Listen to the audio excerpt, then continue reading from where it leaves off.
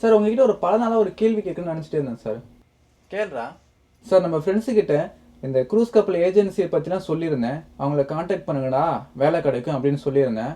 ஆனால் அவங்க காண்டாக்ட் பண்ணாங்க. ஆனால் ஒரு ரெஸ்பான்ஸுமே இல்லை சார் அவங்க கிட்ட இருந்து. அதான் சார் என்னன்னு சொல்லிட்டு உங்ககிட்ட கேட்கலான்னு.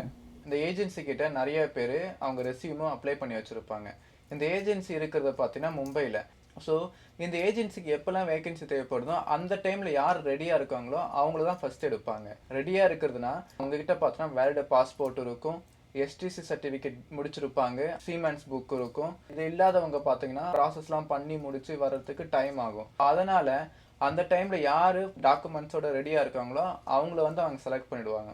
ஸோ அப்படின்னா எஸ்டிசிடபிள்யூ சர்டிஃபிகேட்டும் இந்த சீமென்ஸ் புக்கும் வாங்கி வைக்கிறது ரொம்ப நல்லதுன்னு சொல்கிறீங்களா? ஆமாண்டா.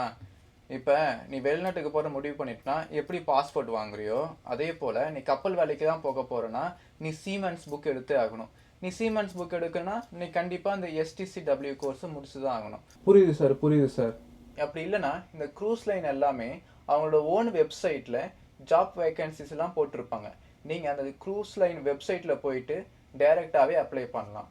ஆனால் அதுக்கும் நீங்கள் passport, STCW course and seamen's book ரெடியாக வச்சுருக்கணும். சார் ஆனால் அந்த STCW certificate plus seamen's book வாங்க எப்படியும் ஒரு 25,000 to 30,000 ஆகுமே சார்? ஆமாண்டா, காலேஜை பொறுத்து எப்படியும் 25,000 to 30,000 ஆகும். நீங்கள் கப்பல் வேலைக்கு தான் வர போகிறீங்க அப்படின்னு முடிவு பண்ணிட்டீங்கன்னா அந்த இன்வெஸ்ட்மெண்ட்டை நினச்சி அந்த சிடிசி முடிச்சு சீமென்ஸ் புக் வாங்கி வைக்கிறது நல்லது. அதுக்கப்புறம் உங்களுக்கு வேகன்சி வரப்போ உங்களை அவங்க செலக்ட் பண்ணுறதுக்கு ஈஸியாக இருக்கும். ஓ, இதான் விஷயமா? கண்டிப்பாக சார், என் ஃப்ரெண்ட்ஸுக்கிட்ட சொல்கிறேன். இந்த STCW certificate, siemens book, valid பாஸ்போர்ட்லாம் எடுத்து ரெடியாக வச்சுருக்க சொல்கிறேன் சார். கண்டிப்பாக சொல்கிறான் சார். நான் பேசிக்கிட்டே மறந்துட்டேன். நீங்கள் வந்து ரொம்ப நேரம் ஆகுது. ஏதாவது ஜூஸு தண்ணி ஏதாவது சாப்பிட்றீங்களா சார்? தண்ணி மட்டும் போதுண்டா சார். 2 minutes பிடிச்சிட்டு வந்துடுறேன். தண்ணி பிடிக்க போகிறேன்னு சொல்லிட்டு நேம் பேட்ச் இல்லாமல் ரூமை விட்டு வெளியே போகிறேன். ஓ ஆமாம் சார், போட்டுட்டு போகிறேன் சார்.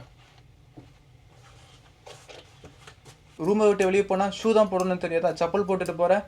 சரி சார், இதை மாற்றிட்டு போகிறேன் சார். தண்ணி வேணுமானு கேட்காமலே வந்துருக்கலாம். சரி சார், போட்டேன். சரி, சீக்கிரம் போயிட்டு வா. சரி சார், நான் போய் தண்ணி பிடிச்சிட்டு வரேன். Bye sir.